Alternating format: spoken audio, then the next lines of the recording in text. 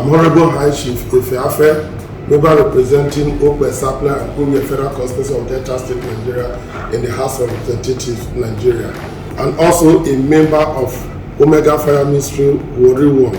I want to use this medium to wish my amiable father in the Lord, Apostle Professor Joseph Suleiman, as his mark another birthday.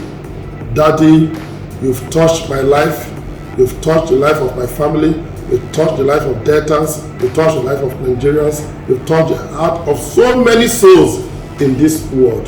You've been a very good father to everyone that comes your way. Daddy, I don't have much words to say than to sing for you.